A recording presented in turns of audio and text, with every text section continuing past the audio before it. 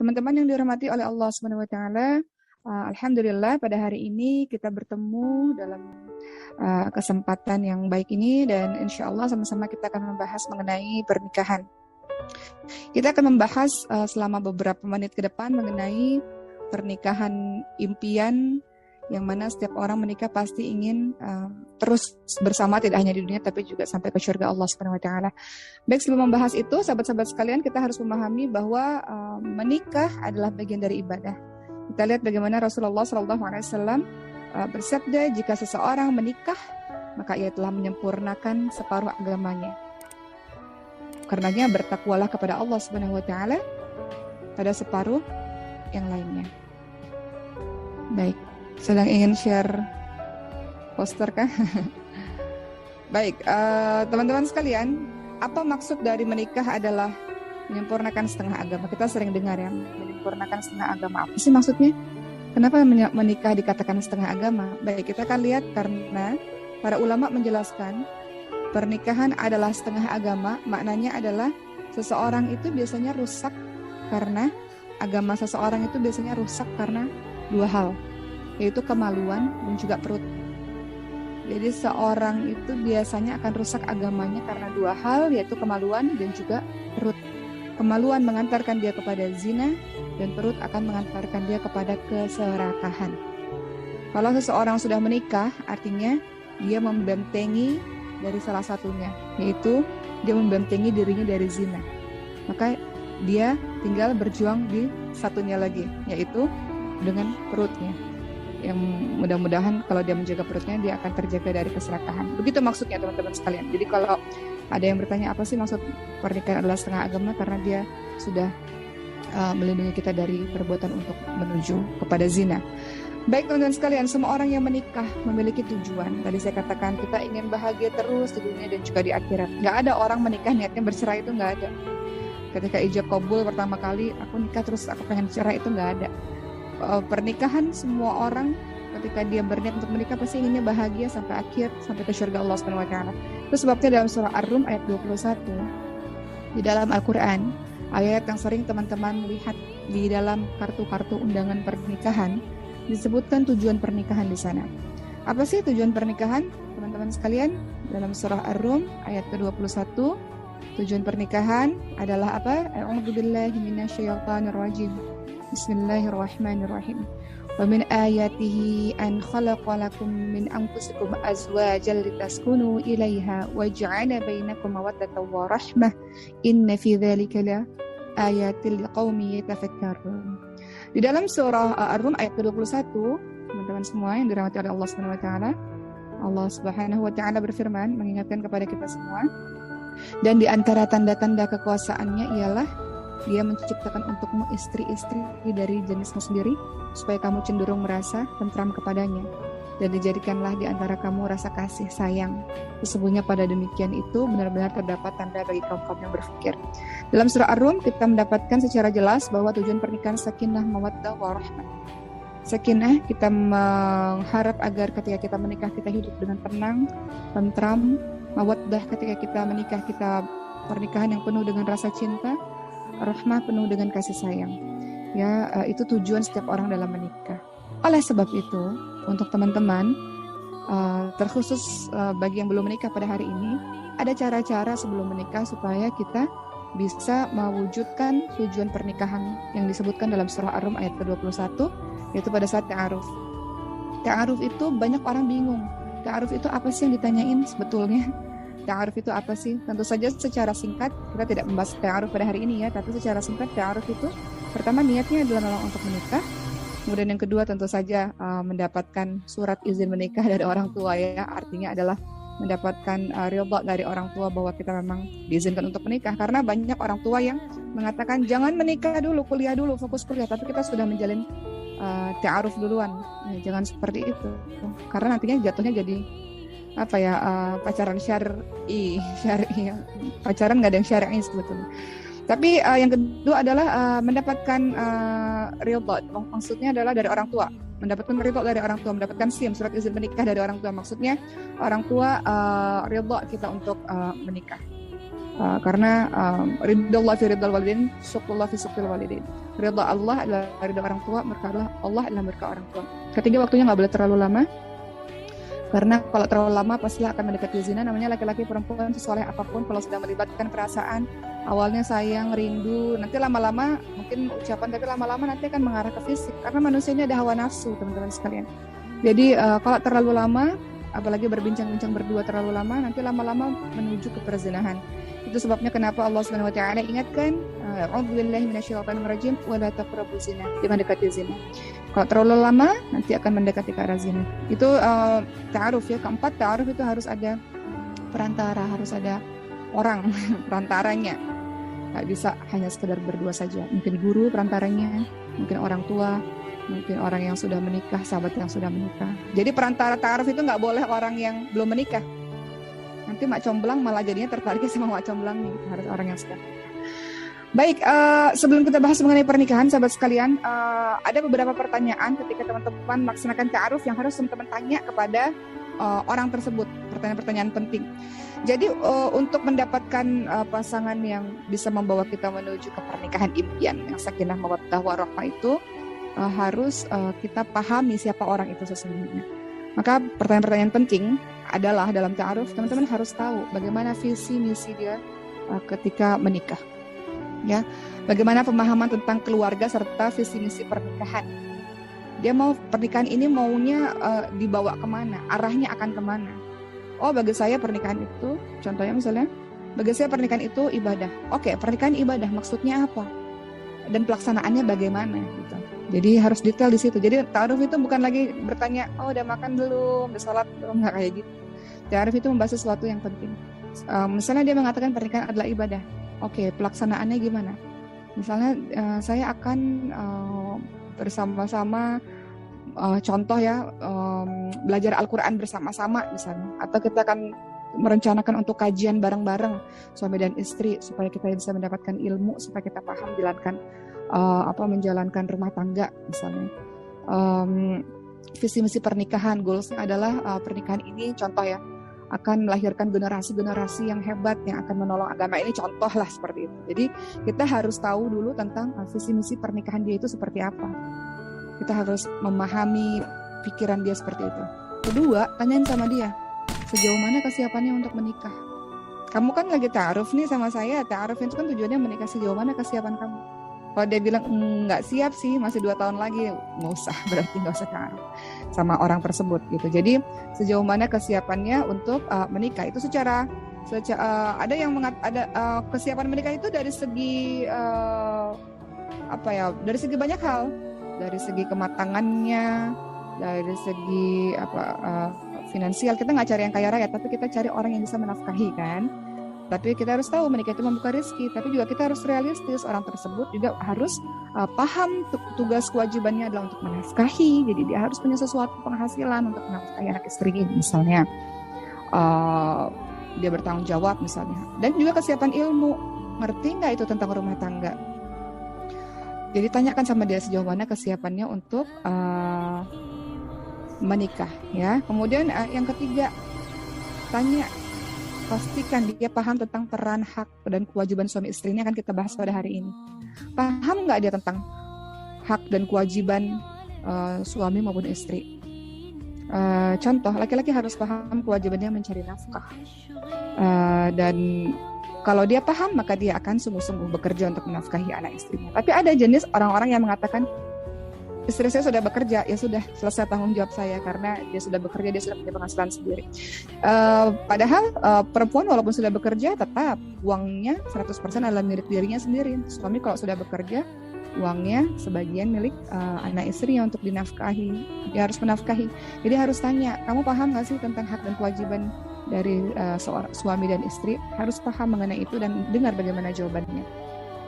Kemudian kita harus tahu tentang yang keempat, bagaimana ibadah yang dijalankan. Kenapa banyak rumah tangga yang berantakan? Salah satunya karena suami atau istrinya tidak dekat kepada Allah. Karena ulama mengatakan perbaiki hubunganmu dengan Allah, maka Allah akan perbaiki hubunganmu dengan sesama manusia. Jadi kalau misalnya dalam rumah tangga pasti ada konflik, teman-teman sekalian.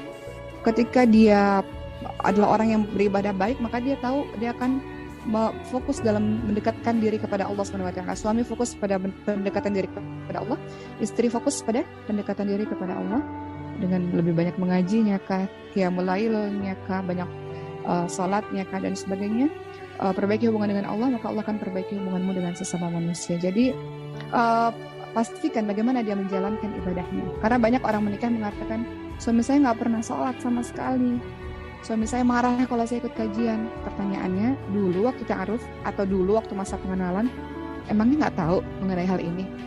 Jadi dari awal, untuk teman-teman yang belum menikah, dari awal pastikan, apalagi masalah ibadah, pastikan itu hal yang kita tahu dia menjalankannya. Jadi seorang teman saya tanyakan begitu, suami saya nggak sholat, suami saya marah kalau saya kajian. Lah dulu memang ta'arufnya gimana, pengenalannya gimana? Saya tahu sih itu, tapi saya paksa Allah, saya bilang saya mau nikahnya sama dia ya Allah. Dan kemudian saya yakin sih saya bisa merubah dia. Taunya udah nikah belasan tahun, sang istrinya nggak bisa merubah dia. Kalau kita bisa merubah dia, kalau kita yang keikut dengan dia bagaimana? Gitu. Jadi kita harus paham dulu tentang ibadah yang dijalankannya selama ini. Yang kelima, kita harus tahu bagaimana dia mengatur emosinya dan bagaimana dia ketika dia memiliki konflik. Makanya Rasul ingatkan kepada Fatimah binti Qais ketika ada yang melamar Fatimah binti Qais, ya Rasul, saya tuh pilih yang mana ya? Ada si Fulan dan si Fulan. Kemudian Rasul bilang, kalau si Fulan ini suka marah, suka mukul. Jangan. Kalau si Fulan ini terlalu miskin sekali, sehingga akan sulit mungkin untuk menafkahimu. Juga jangan. Jadi pahami bagaimana cara dia ketika dia emosi, bagaimana cara dia menjalankan atau meredam emosinya. Supaya nanti nggak ada KDRT dalam rumah tangga, sahabat-sahabat sekalian. Kenapa dalam rumah tangga banyak perceraian? Karena salah satunya KDRT. KDRT itu bisa fisik, bisa verbal. Memang sih nggak mukul, tapi kata-katanya astagfirullah, menyakiti hati. Ada sih yang begitu kan, merendahkan istrinya. Kamu tuh, ada yang begini, kamu tuh bodoh sekali, nggak tahu apa-apa gitu. Ada yang menganggap istrinya ya sebagai, mohon maaf saya harus katakan ini ya, pembantunya di rumah aja, atau pelampiasan hawa nafsunya saja. Karena dia menganggap istrinya nggak pinter seperti dia misalnya, sehingga dia rendahkan istrinya terus-menerus. Itu kan KDRT loh, kekerasan dalam rumah tangga dengan verbal. Hati-hati dengan itu sahabat-sahabat sekalian. Juga kekerasan rumah tangga ketika berhubungan suami istri misalnya, ada juga yang seperti itu. Jadi dalam ta'aruf kita harus tahu betul-betul kalau dia marah tuh kira-kira gimana marahnya, karena itu akan berefek juga ketika dia marah sama kita, kira-kira begitulah bentuknya gitu. Seperti itu ya teman-teman, tuh harus teman-teman tahu. Kemudian pertanyaan ta'aruf atau yang harus teman-teman ketahui yang keenam adalah teman-teman harus tahu bagaimana dia mengatur keuangannya. Karena dalam rumah tangga juga konflik terbesar adalah masalah ekonomi. Dalam pandemi ini banyak yang bercerai karena masalah ekonomi kan. Jadi kita harus paham bagaimana cara dia mengatur keuangannya. Dia tipe yang boros kah? Dia tipe yang pelit kah? Atau yang seperti apa? Jadi cara mengatur keuangannya sangat penting untuk kita tanyakan. Kamu cara mengatur keuangan kamu gimana? Kamu punya pendapatan, terus kamu gimana? Apakah dia tipe yang, oh saya posin duit saya ini untuk dana darurat, ini, untuk itu. Jadi kita paham mengenai bagaimana cara dia mengelola keuangannya dia. Kemudian tanyakan pada dia apa yang membuat kamu tertarik untuk menjalani ta'aruf, ya. Kemudian juga tanyakan, ini penting banget ya teman-teman sekalian. Ini untuk yang belum menikah. Kalau yang sudah menikah nanti kita bahas kemudian. Tanyakan hubungan dia yang terjalin dengan keluarga dia seperti apa. Hubungan dia sama ibu ayahnya gimana. Hubungan dia sama kakak adiknya gimana. Itu penting sahabat sekalian. Karena itu refleksi, kira-kira rumah tangga kita juga akan kira-kira nggak selamanya sih, tapi kemungkinan kira-kira akan begitu. Kalau dia cuek sama ibunya, cuek sama bapaknya, ya kemungkinan besar cuek juga sama mertuanya, sama orang tua kita. Kemungkinan besar akan cuek juga sama kita. Kalau kita lihat dia sayang sama adiknya, perhatian sama adiknya, kemungkinan nanti sama saudara-saudara kita juga begitu, atau anak-anak kita juga begitu. Tanyakan bagaimana hubungan dia dengan keluarganya.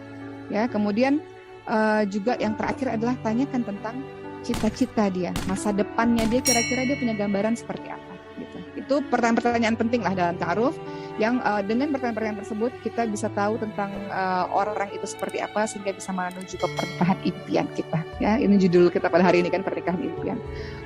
Baik teman-teman sekalian, sebelum kita membahas lagi mengenai pernikahan yang menuju kepada sakinah mawaddah warahmah, memiliki ciri-ciri yang seperti apa. Kita harus memahami bahwa pernikahan itu kalau di Indonesia ini adalah menyatukan dua keluarga besar ya. Sebenarnya juga dalam Islam juga seperti itu. Pernikahan itu kan kita salah satunya adalah menambah keluarga.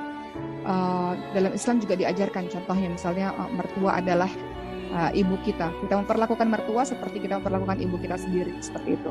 Jadi tidak bisa menikah itu tanpa ridho dari orang tua, sahabat-sahabat sekalian. Banyak di zaman sekarang, bagi teman-teman yang belum nikah atau teman-teman yang sudah punya anak mau nikah, ini penting sekali bahwa menikah itu menyatukan dua keluarga besar. Kita perlu ridho daripada orang tua kita. Kenapa? Perempuan butuh wali. Butuh wali. Wali itu tuh fungsinya apa sih? Wali itu bukan hanya sekedar ijab kabul saja wali itu. Tapi wali itu nanti kalau kita sudah menikah ada apa-apa, itu wali yang menjaga kita, teman-teman sekalian. Itu sebabnya nggak bisa kita menikah tanpa restu dari kedua orang tua kita. Laki-laki memang tidak butuh wali, tapi laki-laki perlu doa dari orang tuanya. Bukankah doa yang mustajab itu adalah beberapa di antaranya selain doa orang safar, musafir ya, dalam perjalanan, doa orang yang dizolimi, adalah doa orang tua kepada anaknya. Tetap kita memerlukan doa daripada orang tua kita agar kehidupan kita baik. Betapa banyak orang yang kehidupannya berantakan karena durhaka kepada orang tuanya. Orang tua mendoakan atau menyebutkan dalam perkataannya sesuatu yang buruk sehingga itu terjadi pada anaknya. Jadi tetap ada seseorang yang mengatakan begini di YouTube, kalau saya sih tipe orang yang udah nikah aja.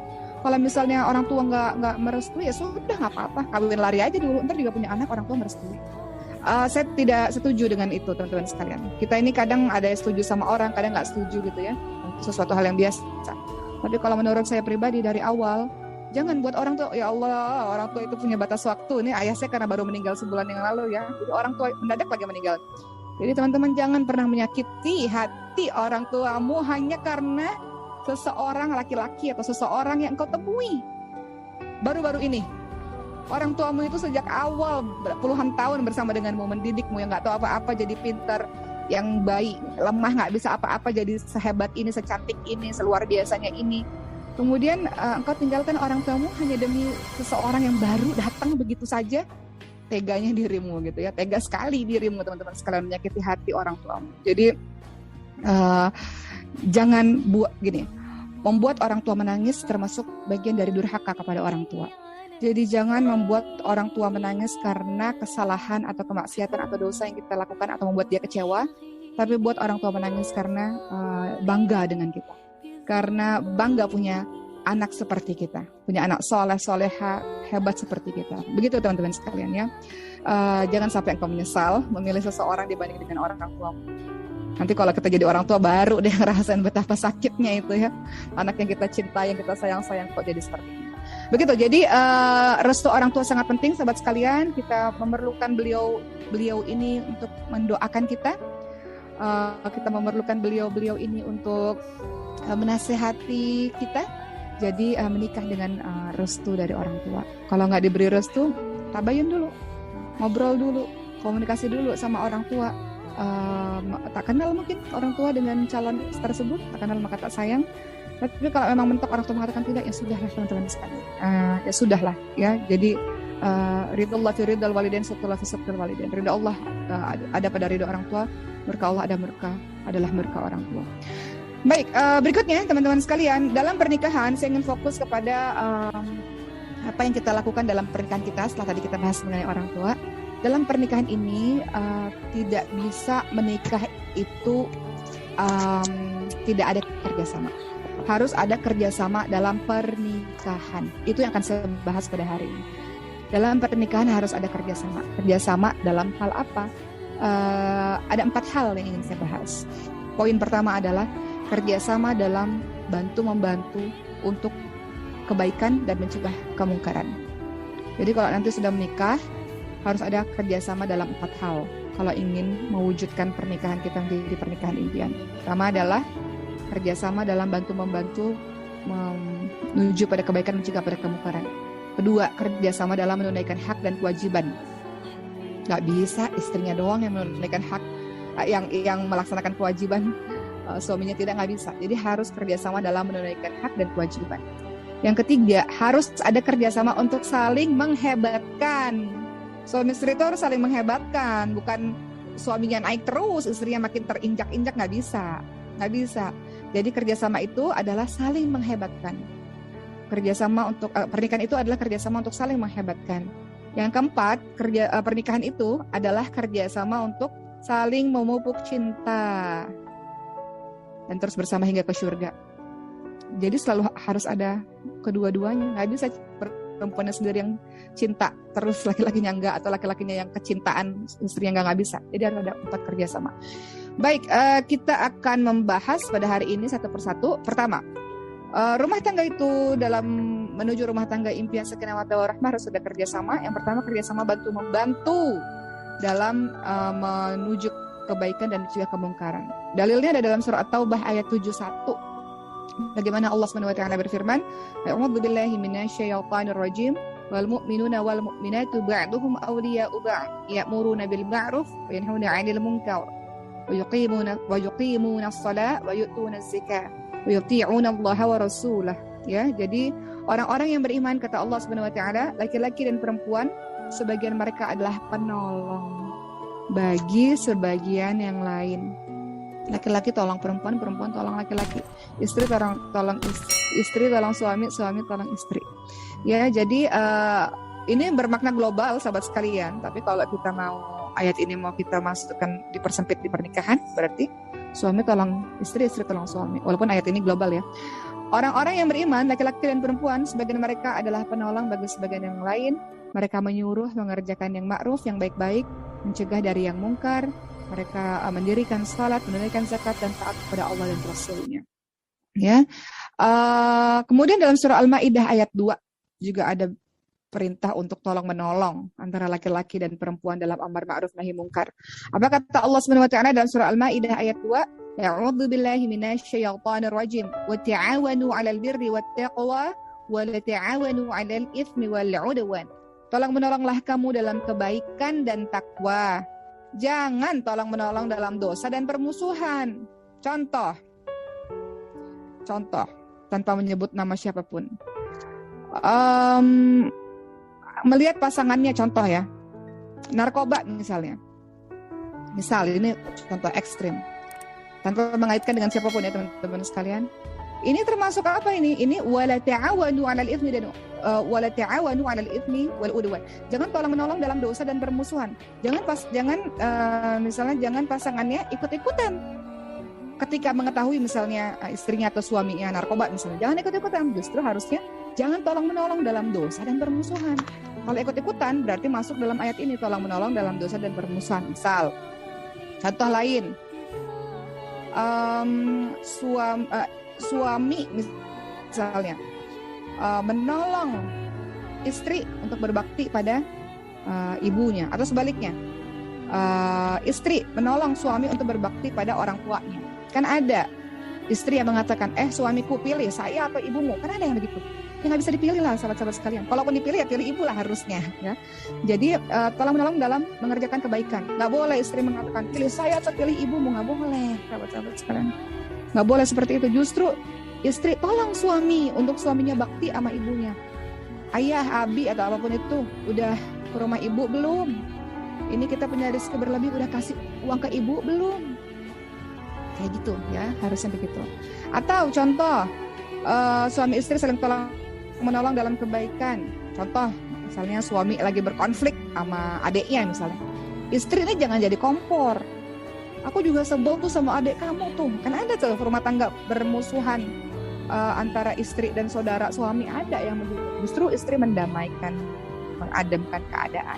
Nah itu contoh-contoh lah yang dimana pernikahan itu bisa sakinah mawaddah warahmah kalau ada kerjasama untuk, kalau yang pasangannya jatuh si istrinya, pasangan lainnya ingatkan. Kalau berbuat salah, berbuat dosa, ingatkan. Ya, itu maknanya adalah saling tolong menolong, kerjasama dalam amar ma'ruf nahi mungkar. Jangan suami korupsi, contoh istri mendukung korupsi karena gaya hidup yang terlalu berlebih-lebihan misalnya. Sudahlah, hidup apa adanya lah. Jangan kita kondisi keuangan minim, gayanya selangit. Hidup sederhana saja, sesuai dengan kemampuan, sesuai dengan isi kantong gitu. Banyak suami-suami yang korupsi karena gaya hidup istri terlalu tinggi, misal. Jadi susah seperti itu, sahabat-sahabat sekalian ya. Ingatkan suami, contoh lain, ingatkan suami untuk mencari kerja yang halal. Ada satu cerita ya, di zaman dulu orang-orang saleh, setiap kali suaminya berangkat kerja, istrinya akan mengatakan, wahai suamiku, saya ini bisa tahan dengan yang namanya kelaparan, tapi saya nggak bisa tahan dengan panasnya api neraka. Dengan kata lain, wahai suamiku, jangan korupsi. Kerja yang halal, kerja yang betul, dapat uang yang halal, itu maksudnya.